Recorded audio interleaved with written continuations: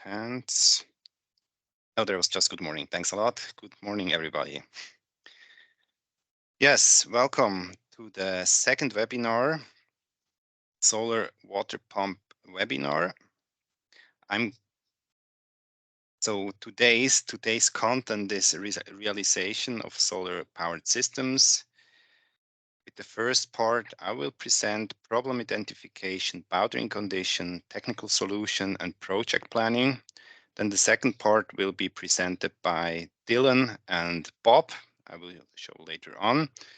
After having a very fruitful introduction in the technical details, solar PV, solar water pumping, as well as water treatment system, I hope we can give you today a good overview when it comes to project planning. And then next time also a few more examples on that topic. So today's speakers, as I told you, I will also be the moderator. I'm Andreas Reber, working as a research fellow, project engineer and lecturer at the Institute for Solar Technology at the University of Applied Science in Rapperswil, Switzerland.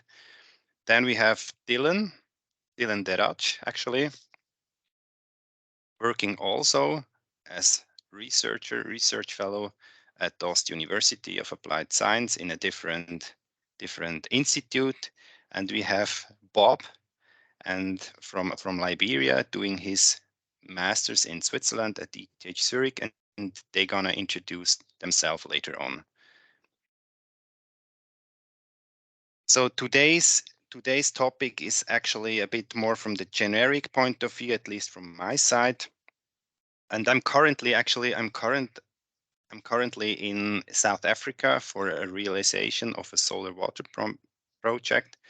That's why my connection might be not that good. Broadcasting is hard. We're currently facing load shedding. I hope my battery of the computer is still running for at least 1 hour. And I'm using my mobile phone for getting mobile data. So if any technical problem, please consider that. So today's topic from my side, problem identification once more, boundary condition, technical solution, and project planning. So those are the most important steps when it comes to a project from our. First of all, problems are everywhere, and it's important to identify the relevant problems.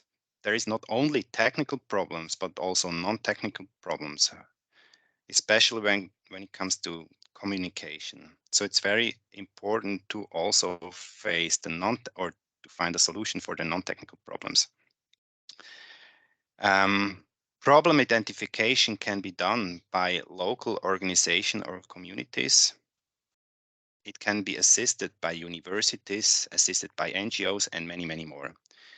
It's very important you involve all of the stakeholders already at the beginning. Otherwise, you get thrown back to field one after running the project maybe a few stages. So if you face a problem here and it was not clearly identified, you get thrown back to problem identification once more. So it's such an important thing to clearly identify the most or the critical problems. Boundary conditions. It's important. It's very important to meet all the involved parties and entities. It's very substantial. And it's way easier and way better to assess the situation on site, not meaning access from remotely to that site and just getting a few pictures. No, it's way better to face the situation on site and see reality. And then after that, doing a specification sheet in writing, or sometimes it's also called memorandum of agreement. So it's clear for everybody, the expectation will be clear for everybody running that project. In more details, in the technical way, when it comes to the technical details, make sure you get the proper values for irradiation, including shading, obstacles, direct diffuse irradiation, degree of latitude. Then available space, for example, on a building, on the free field, or on a different other location. Then the water demand from the specific project, from the community, on a daily base, on an hourly base, on a monthly base even. And then of course the water occurrence and the quality of water. Do you need, or can you use borehole water on that picture, or surface water on that picture? So that's very important. You need to make sure what kind of water source you can use. So this is still very theoretically and very generic view. As I told you, Dylan and Bob, they will talk in more detail about the technical solutions. So one, when it comes to borehole water, you can use geophysical pre-studies and well development, for example, using the VES, vertical electrical sounding method, that can be assisted or supervised by civil engineering. For a typical site, it can take a few days up to 1 week for getting the measurement data as well as then the evaluation. And then whereas drilling means around 1 day of effort for getting to the borehole water. So this is just one method. There is also other methods, but we won't focus on the methods to approach this the borehole water. We just say this is just one example. Technical solutions. It's very important you achieve smart and reliable solutions in order to prevent bad reputation. If you provide a very sophisticated, complex technical solution, it might break after a few days, or maybe after a few weeks, or even after a few months. So if then it's maybe far away and you cannot fix the problem. So it's better to provide a very smart and reliable solution. So not complex in any meaning. So the statement I would put in here is simplicity is the key. Simplicity is the key. Just make the solution simple as it gets. You should consider of build and maintain the solution with local material best. Sometimes you won't get the material, but you should gain it to build by local material, local tools, and local knowledge and workforce.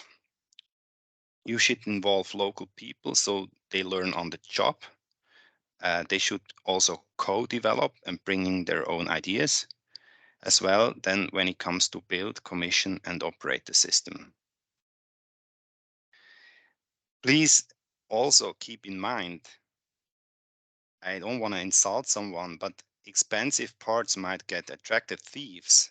So better provide a lockable system and a bulletproof system to provide a resilient system. You might need a security service to provide certain circumstances. No items will get stolen. Project planning actually would be then the last step for the 4 steps I'm going to showing you now. So the way of communication, what we faced so far is emails normally don't get high priority. They might get lost in junk folders. They might get lost in a big flood of other emails. So what we faced is WhatsApp messages work way better, and people are way more responsive using WhatsApp messages. There can be also other messengers, but WhatsApp message, to our opinion, is the way to go for the moment. You should consider delay, so project delay, due to lead time of material. It's not the same as, for example, in Western countries. Customs need time. Different courier systems need time. You even have to go longer distances using the ship, using the land transports, and so on. You have to keep in mind unforeseen circumstances as heavy rain, different infrastructure, and critical weather situation. We all remember about the pandemics. Government regulation may take time. And in Global South, also delegating local employees from their superiors is something you need to take into your mind. So formalities before functionality is the statement I would put here. In summary, I would say add time safety margin, maybe 1.5 times or even 2 times the original project duration time, to then have a clear guideline when the project will go in operation. So I think I'm quite in time, and I would like to forward to Dylan and Bob.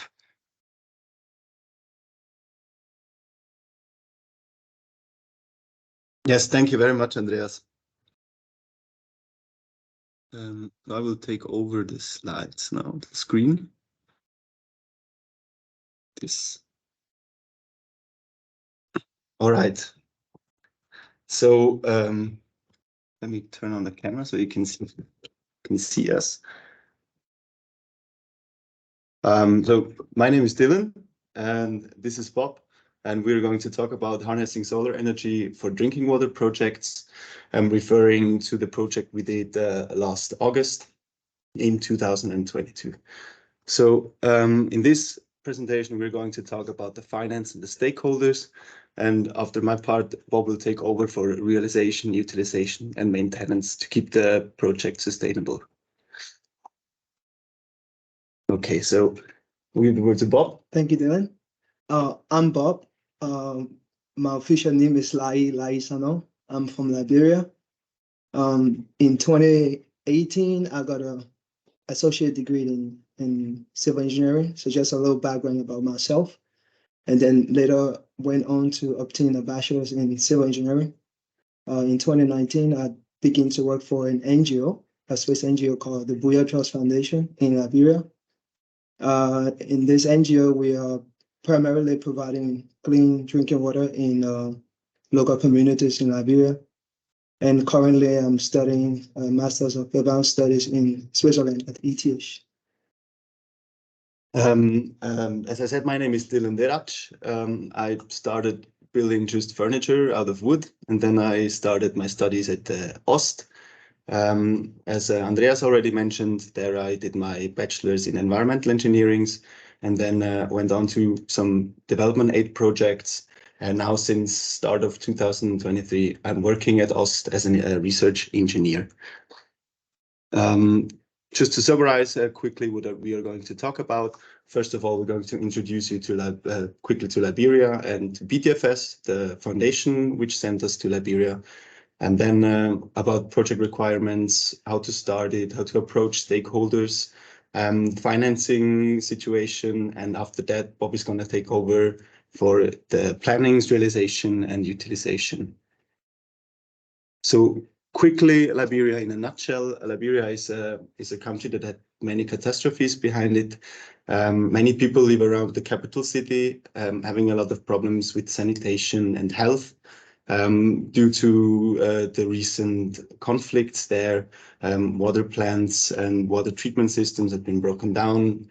And all the problems we saw there, like you can see on the pictures, carrying water from far away, construction works, no stable electricity from the grid, and wells basically just holes in the ground in front of the house. Mainly polluted with very dangerous diseases. This is all due to the conflicts, and yeah, when we've been there, we saw it for the first time, and we wanted to approach a project by checking the situation for with our own eyes, which was very, very key.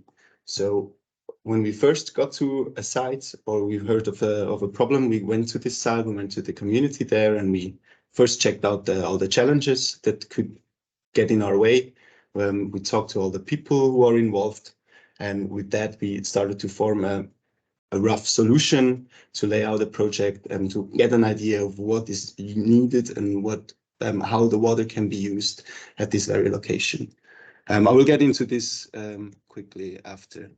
So first of all, you need to lay out the requirements. So you have a a project in mind, you have a problem that people came to you, the problem really exists. So it's always needed, it's necessary that the problem and your solution for it wants to be implemented there. So people agree with you doing it there. You have always have to consider the opinion of people living there, because it will impact the situation there. After that, you can lay out the material plannings. You can check for transport, for workers that will help you build up the system. It's always good to have specialists on the site, people from the community who have experience in plumbing or as an electricians, or it's just construction works, maybe also be helpful in some projects. And of course, with this, you can estimate the costs. You can check how much money you will need, and with that, you can go to the supporters and donators and present the project.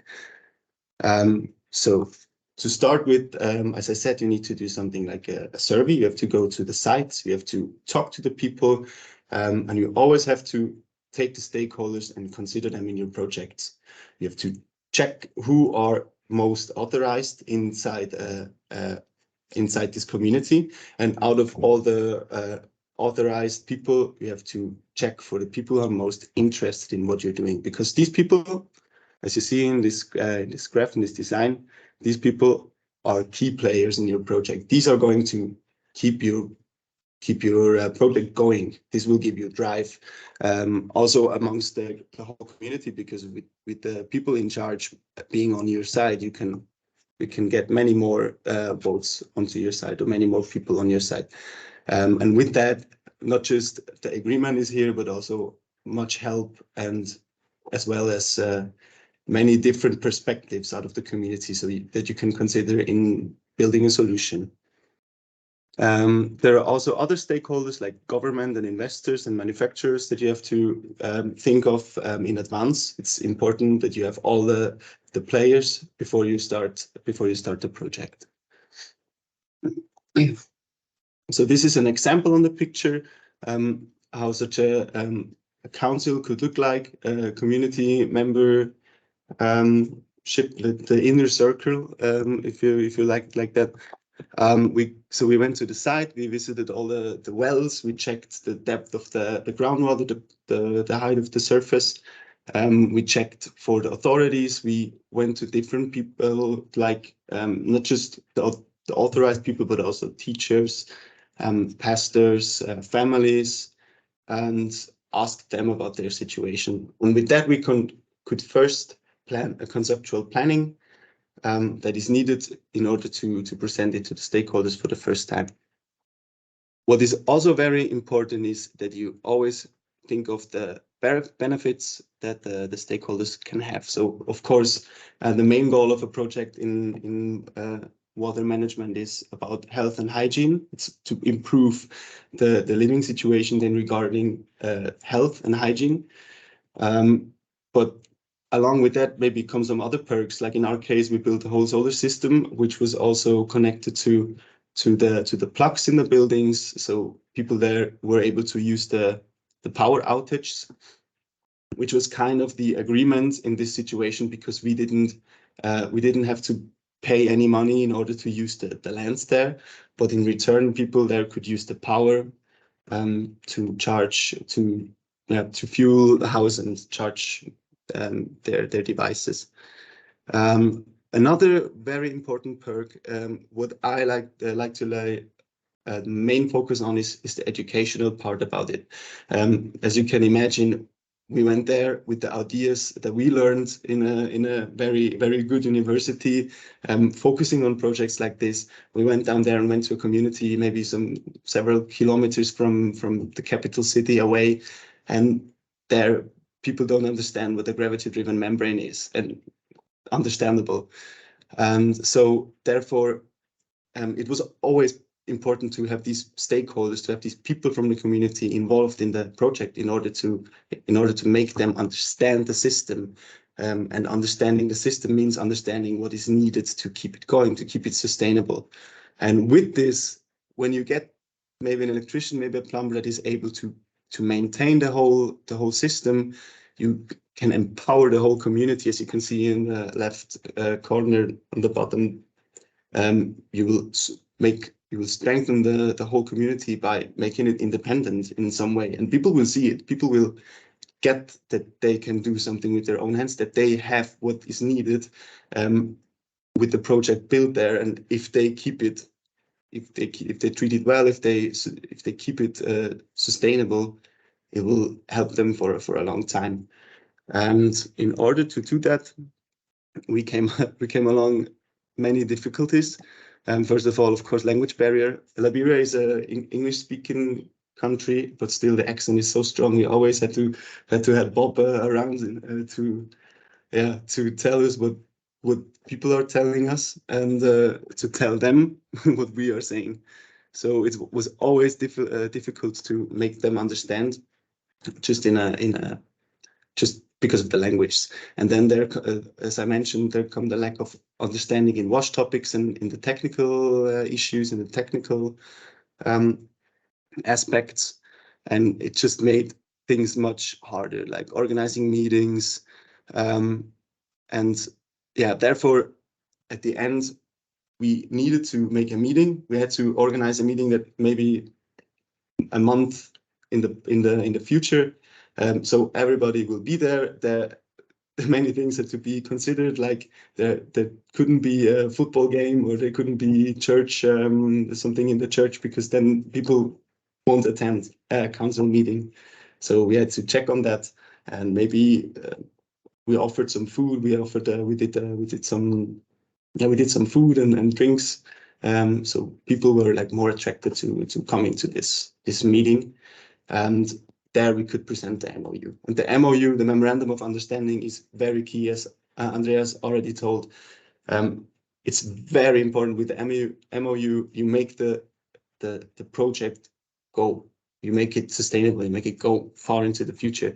MOU is here for both sides to understand their tasks inside this project. So in our example, which is, I would also recommend it for other projects, we wanted the community to have a council meeting every week.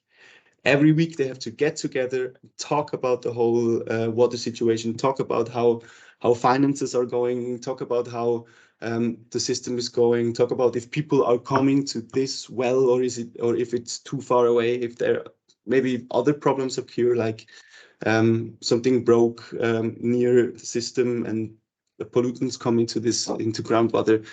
All that has to be summarized inside this council, and maybe after a month, after 4 of these meetings, or in an emergency case right away, they come to BTFS, they come to the locals, to our Liberian friends inside the foundation. And if the community can't take care of this problem themselves, then the BTFS will help them. But this is the deal. They have to understand that they have to treat the system, and if something breaks, it's their effort to approach someone who can help if they can do it themselves. And this was a really hard part. And in some projects, in the first projects with no experience, this was the point where it failed. So people were like, okay, yeah, we understand. We didn't ask them to tell back to us what we want from them, from the MOU, and then system broke down. They didn't come to us when they needed help, and now some projects don't exist anymore, which is very hard. And it's sad for all the effort you put into such a project, and you want to help, and now it's like nothing again. So it's really key to make the MOU waterproof. And when you laid out the first plannings for the project, when you talk to all the stakeholders, you need to get the money, of course, in order to implement the whole system. So when you have laid out the rough plannings as waterproof as possible, you need to present this project to the donators, to supporters you are thinking of. And you need to make them believe that you are going to implement the system, because they will give you money for something that they don't know if you really going to work, and if you even implement it. So you have to really lay out rough plannings as waterproof as possible in order to get to the budget that you need. And after you talked to several different companies, institutions, maybe you got even some grants for different projects, then you can lay out new plannings and more detailed plannings, maybe even with different alternatives. If one of your supporters jumps off the boat, then you can go to maybe a lower budget project that will still meet the expectations of the community. So maybe to mention quickly, the pay-as-you-go system is already implemented. We implemented it in Liberia with the water kiosk. It just means the water kiosk, the owner of the land, sells the water for a small price in order to maintain the system, to buy new parts if something breaks. It's just for that. And this is also a part that they have to monitor and tell us in a summary of a council meeting. So this is something that we want to monitor because this is what keeps it sustainable, as I said. So yeah, now we come to an example of the water kiosk, and with all the tasks like realization and monitoring, which is explaining Bob. Yeah, thank you, Dylan.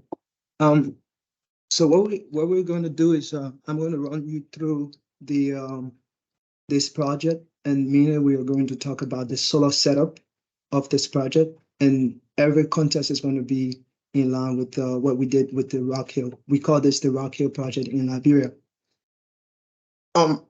So you heard from Andreas and from Dylan your initial steps and what are the baseline for running such a project in a place like Liberia. But what you begin with is what I like to call a conceptual model. So you have an idea, you go to a community, they have a problem, say the problem is drinking water supply, and you want to solve this problem.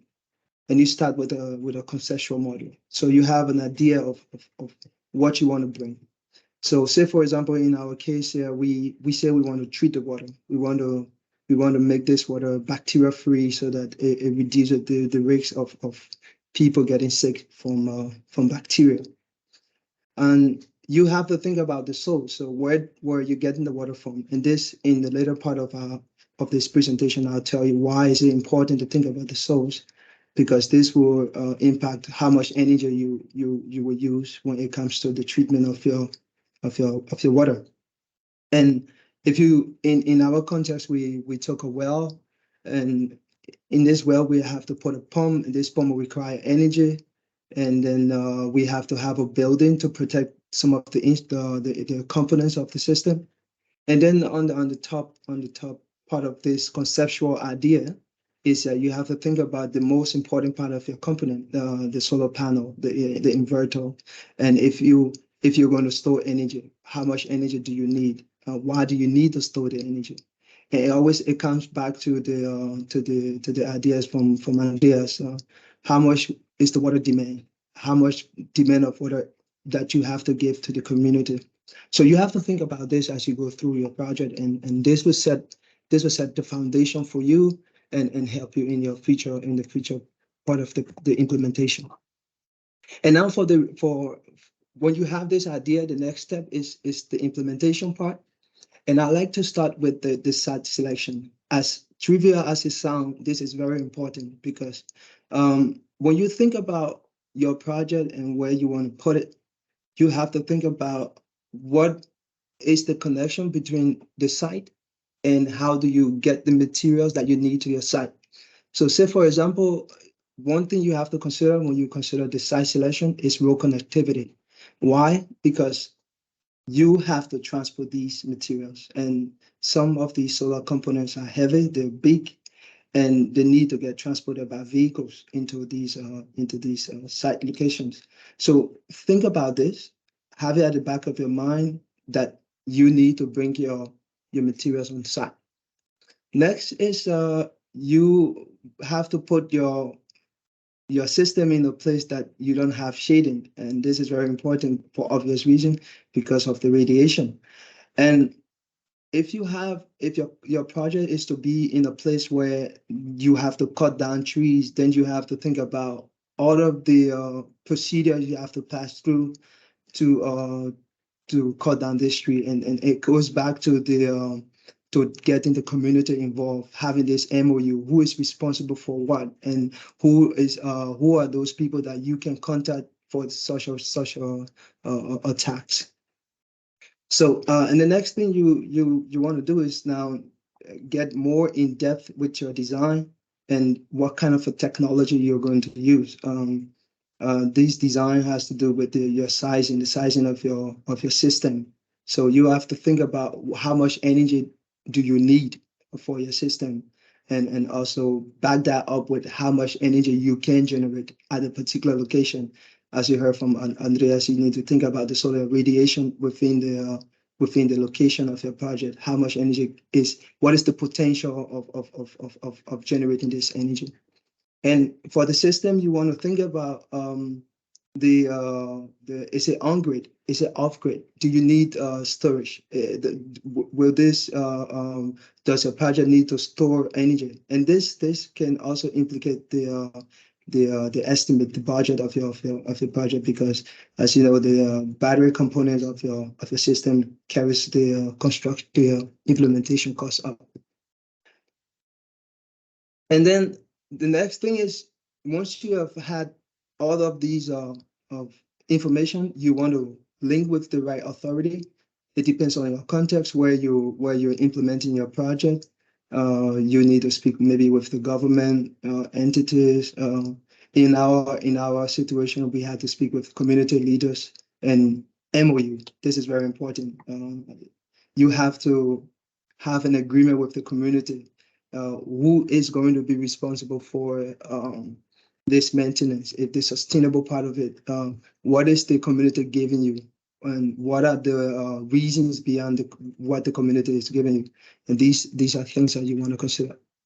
Next, once you have this, the next thing is to think about your products, your procurement, and the vendors. So where in the country you can source materials. This is very important because sourcing materials is one of the main challenges in running a solar project. And when you think about sourcing material, you have to think about the brand. What kind of brand it is? What is the quality of this brand? Most importantly, have you worked with it? Do you know how the brands operate? And this is important because you don't want to get into a project and you use a specific kind of inverter that you have never worked with before, and then you one day you go to your site and you see there's a error message and you just don't know where to begin. So always work with brand that you more or less have a feeling of how they operate. And then most importantly, again, you have to think about the contractors that you're going to use. If you are the one implementing, then you just think about if you know this brand. But if you outsource the implementation of the installation of this project to maybe a local contractor, ask this contractor if they have worked with this brand and see how you can define the scope of work with this contractor. As you see, panels come in different sizes and different brands, and based on these brands, the efficiency might be different, and also for the inverter and the batteries. Well, for how communities will utilize such a project, number one is they could be energy independent. So, say for a country like Liberia, we don't have much when it comes to hydro dams or green energy. And this is a big problem. So running your project on solar energy and sustainable energy is very important. And the community, because the economy of this community is so low, so you have to think about how do they sustain themselves after you've implemented your project. And then this is one of the parts. Say, for example, in one of our projects, we did a water project, as you see the pictures on your screen. And after we had a problem with the energy, so we installed the filters. We were delivering water, and the municipal grid went off, and this was a huge problem for the NGO. So our initial solution was to buy a diesel generator. And you know, with the generator, there's a cost of buying petroleum every now and then. And this is not something you want to leave with a community that needs help. You need to give them a solution that they can be able to work with. Next is that if you run these water project, you always have to keep track of the quality of the water you're providing. And in some of these work of getting the quality of the water, it requires you to take samples, as you see one of our colleagues in the picture in the top right, taking samples, and you have to understand, incubate these samples, see how much check for parameters to indicate if the water is good or not, and this requires energy, and this is one of the utilization of having a solar project, that you have 24 hours of electricity and you can do such kind of work with it. And that's the social economic advantages of reducing all the costs, and the community doesn't have to pay for energy, and they can have a more or less sustainable water supply. And of course, there's community empowerment, as you heard from Dylan. In the context of our project, as you see with the picture in the bottom right, these two individuals in the picture now were part of the community. And because we incorporate people from the community, they are now taking charge of their project. And this is good because you initiate a process where people within the community can take charge of their project, and this will help in the sustainability of the project. And of course, you have to think about the environmental impact of such a project. With the post installation of your project, you always have to think about maintenance. This is one of the most important part of the sustainability of the project. And what we think is you have the two kinds of maintenance when it comes to engineering projects. And one of it is the preventive part, is you putting down maintenance plan that try to minimize the risk of having bigger problems. So this is involve regular inspection, cleaning of the system, replacing faulty components, and making sure that your installation is quite good. This will help with the preventive maintenance. And then the next part is the reactive one. I mean, even though you run a good project and you try to minimize the risk of having a bigger escalation, but things happen. But what's good is you always have to be prepared for such a situation. And in this kind of emergency, the most important thing is to have a clear checklist.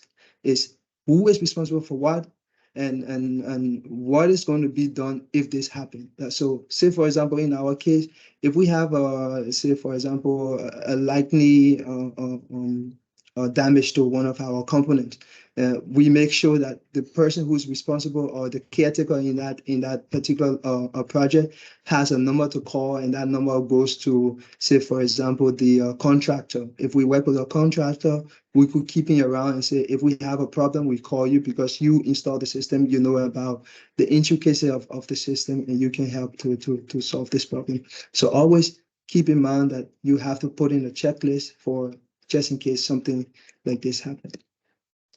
As you see the picture there, we had a problem with one of our projects, and one of the wire got burned. Because if you had a good design, and this design, it goes with the component, the wiring, the wire size, so this will prevent such a problem. And you always have to look back at your installation, your design. This will have an impact on your maintenance. If you have a very good design, a very good installation, it reduces the risk of having bigger problems in the future. And monitoring and inspection, this is very good. You always keep track of how efficient your system is, and you learn more and more about the products you're using. What are the common problems you can have, and prepare better for the next project. So I like to end this maintenance part with a simple notion that professional installation always come with good inspection, and this help to reduce the risks of bigger problems. And this is something that you have to think about. So for that is the end of my presentation. Just to give you a summary of what we've done, Dylan can say his part. And yeah, as I said, first of all, you have to make sure that you understand the situation. You see all the roles, all the players inside the community that have another authority and can help you or prevent you from doing this project. If people don't agree with you, you're not able to build a project. It has to be needed there. It has to be wanted. So when you have that, you can plan the project with considering all the points that were mentioned in a council meeting from the different community members. With it, you can estimate a budget for your project, and with that, you can first present it to donators or supporters. After that, you have a budget, and you can finalize your plannings with this budget. You can can use the whole budget for the project. Maybe you can make some alternatives in case some supporters are not supporting you anymore. You can make a lower budget project that will still fulfill most of the tasks that were mentioned by the community. And then after that, you can start with the implementation. Yeah. So as you remember this, when you start with your implementation, you have to think about where you're putting your project, the location, how much energy do you need, what is the demand of that energy during for your project. And this will give you the background of how to design your system. Remember, you have to design your system for every part, and this will help to prevent problems in the future. The next thing is you have to monitor and inspect your system. So also this is good because sometimes when you do a project, there's always a phase where you optimize what you've done, and optimization always comes after you've monitored your system and see how effectively it is working. So sometimes you see a manufacturer will say this work under these conditions, but then if you bring the materials in that condition, it doesn't work exactly as it does in the lab. So always try to monitor what you've done, inspect what you've done, and maybe you can optimize your system. Maintenance is very important. You have to keep this in mind. And a huge part of your design, it has to be focused on the maintenance, because this is the most sustainable part of your project. Most likely with the solar installation, most of the solar materials that you have is going to be well robust, but always have to keep in mind that things happen and you have to be prepared for it. And of course, you can always optimize your system. And one important message I'd like to give you is when you do a solar project and you incorporate the local people and the local environment, the local actors, the stakeholders. This is important because when you phase out of your project and you want to keep it sustainable, you have to keep these players, these stakeholders involved in it.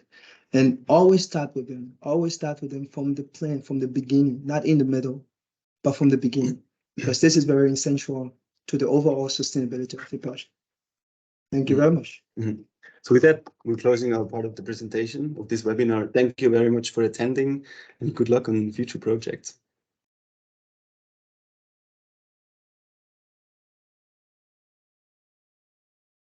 Many thanks, Dylan and Bob, for your very nice and colorful and important and understandable contribution. I really appreciate it. Thanks a lot.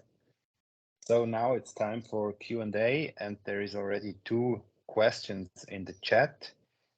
I just want to make sure you clearly understand myself, because I'm struggling to understand you, but you clearly understand myself. Okay, so I would like to start with a question from my side, and then I would go through the questions. We still have around 10 minutes left. So where does the money come for maintenance? So if you need to maintain the system, right? What is the source for the money? Can I answer? Yeah. So Dylan did a presentation on pay as you go. And what you want to do is an idea that you want to set up your project in a way that it becomes a business model. That's the best way to go about it. You don't want to take donations from an entity, maybe a grant, and then every time you want to think about maintenance, and you struggle about getting this money. The best way to go about it is to think about ways that you can generate funds, and the best way to do that is to create a business model with your project. So in the case of this water project, we created a business model with the community where the community collect money on maybe 5 liters, depending on what's the economic situation of the region is. And you can use this money over time to keep this project sustainable in terms of maintenance. So business model is always the right way to go about it. Well, thanks a lot, Bob. So we keep in mind business models. Thanks. Then another question in the chat was how one can develop a maintenance plan and how often does maintenance make sense? Yeah. First you have to look at your design, and you look at what components that you have in your system that you think would require frequent maintenance, and you start to build up your maintenance schedule on those parts. Most likely you have to clean your panels every now and then. If you have a project in, say, a country like Liberia or a sub-Saharan country in Africa, you always have a problem with dust moving around, and this is going to be something that you have to look out for. Next is you have to check the batteries that you're using, and then the inverters. Those are things that you have to keep in mind when you make your maintenance plan. How often? I would say it depends on how big your project is. What are those components you're using? And it also have to do with the knowledge you have on the company. So you always have to work with company that you feel more comfortable with, and this will give you a fit of how often you can check these things. But in our case, we do it like bi-weekly. We go on site and we check for the batteries, the inverter, the panels, and those are the most important things that we look out for. And for my side, it was all new. Like the components of the solar system are new. I wouldn't have known how to treat them right away. So it's maybe if you work with new materials in a new situation, it's maybe good if you make the maintenance plan more frequently, or you maintain the system more frequently in the beginning. With it, you can see all the small issues that occur or that may occur, and you can solve them more quickly. And after some time, maybe half a year, maybe less even, you can say, okay, this could happen all months, so we don't need to check this every week, or maybe we should check it every week. With that, you can form your plannings. You can still optimize your plannings after you started maintaining the system. Okay, many thanks, Bob and Dylan, for the answer, the explanation. One more question. I think it's for you. It's addressed towards you, Bob, because you used to work with this vertical electric sounding. What is the success rate for vertical electrical sounding? May you give some ideas? May you give some experience to the audience? Yeah, that's a good question. With the vertical electrical sounding is an indicator. So you don't entirely depend on this technique, but most importantly, you have to look at the geology of the area. You have to look at the environment. and you place your founding, you base your founding and your result on the geology. I would say in my experience, it works 75% of the time. That is the success rate of our work. But always when you go into a new location, ask around, maybe there's someone who has done such a work. You could calibrate your instrument with known points. Maybe there are wells in those areas, and there are maybe some data on those wells, because most of the time when people do a borehole, they keep a log of that well and data on the well. You could do a calibration, and this increases the success rate of the VS. That is in practice what we do, and most of the time, I would say around 75% of the time, we are successful when you do this. Okay.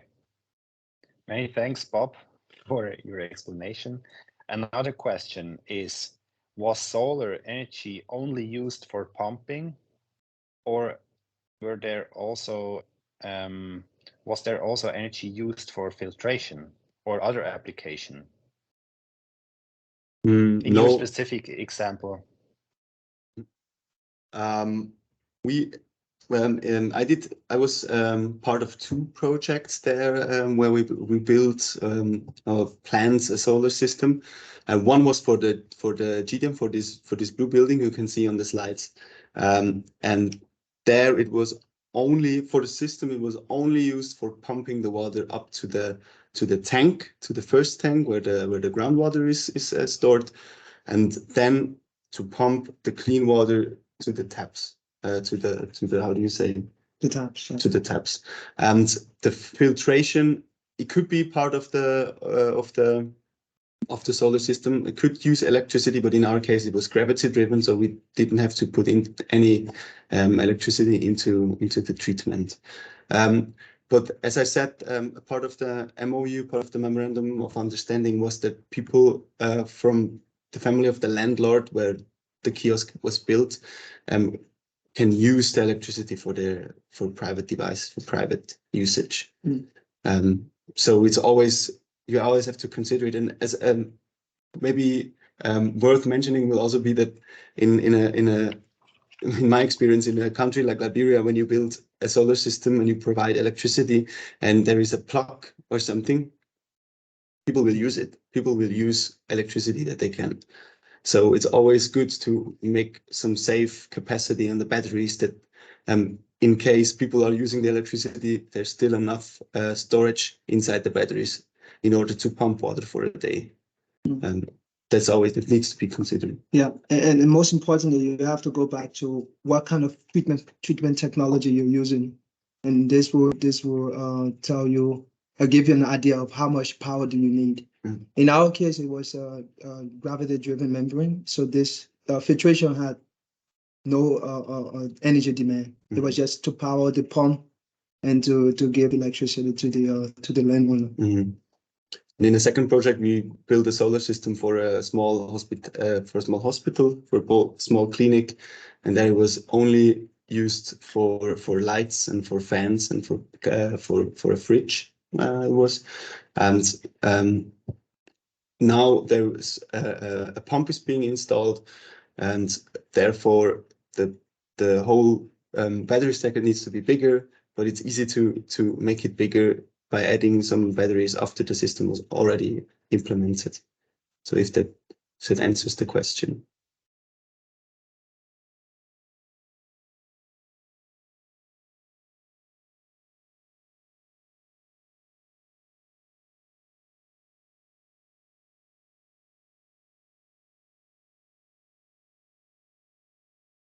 Okay, Andreas has. Yes, there was also another question. Do any of your systems include battery storage? So this clearly answers the question. Yeah, all of the systems that I have seen. It's okay. So one very interesting question from the audience. Does it make sense to use non-electric dosing pump to inject chlorine in order to decrease maintenance and technical expertise? May any of you guys, Bob or Dylan, answer that question?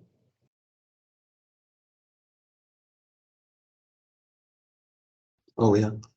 Could you could Yeah, I understand. We used chlorine to clean the tanks, but my goal, my personal goal, is to use as less chemicals as possible inside a project like this, especially more frequently.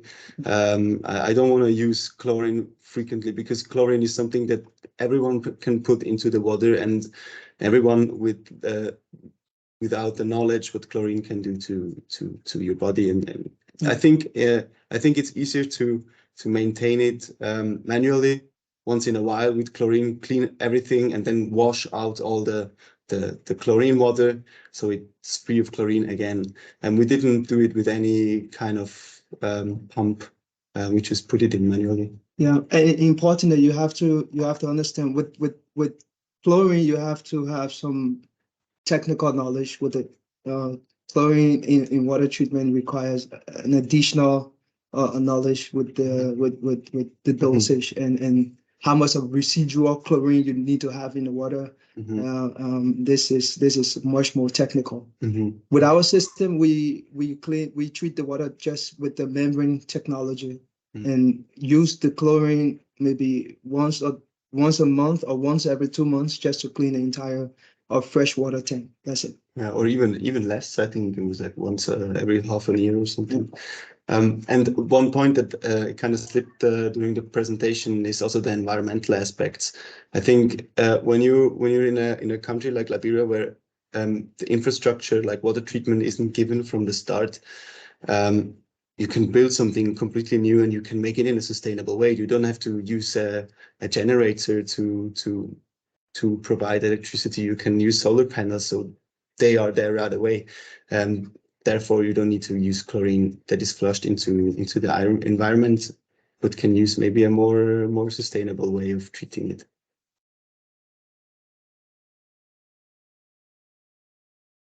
Many thanks, Dylan and Bob, for your explanation. I might have a very last question because we're running out of time. Almost. I don't know if we can answer clearly, and I think it's a very hard question and might not be answered within this webinar. So the question is, if we do not have information data for the borehole, how can we conduct the piping test, please? Sorry, pumping test, please. So you don't have information for the borehole and you want to carry on the pumping test? That's the question? You might read in the chat as well. It was the very last question. I cannot understand you clearly because my connection is so bumpy. And that's why you need to read it by yourself. Sorry about that. Yeah, but I think we get the question. The idea of a pumping test is to gather information about the well, about the borehole itself. So I think if you don't have the data, you don't need the data to do the pumping test. The pumping test is what gives you the data. So you want to know how much, what is the yield of your well? What is the recharge? How much water you're going to get? And what kind of pump do you need to put in this well? Pumping test allows you to design the well in terms of the size of pump and how long can you pump for, and how much water can you get at a specific time. So you use the pumping test to get these data. So you don't need to have the data to do the pumping test, but you use the pumping test to collect these data and design the well in terms of water extraction. Just like Sandy Ellsworth answered in the chat, you can read the answer. This is what gives you the data. Okay. So many thanks, Bob and Dylan, once more for explaining the situation. Many thanks for the questions for the audience. I'm looking forward, or we're looking forward to having you next week as well in the webinar, in the very last webinar. I would like to hand over to Kanchan Bohara. She wants you to follow the survey in a way. That's my very last statement in a way. I need to rush and follow the project here in South Africa because I need to leave South Africa soon and it's far away. So Kanchan Pahora, it's yours. Just a minute, please. Thank you everyone for presenting and for participating. So it would be really nice if you fill out the survey questionnaire for this webinar that I put in the chat. Hopefully you get it. It's just like few questions. It will take maximum 2 minutes. Would be nice to make our third webinar, and that will be the last webinar next week on Tuesday at same time at 11 a.m. Swiss time. So it would be nice to make it more fruitful. Yeah, thank you very much for your participation, and we look forward to having you in our third webinar as well.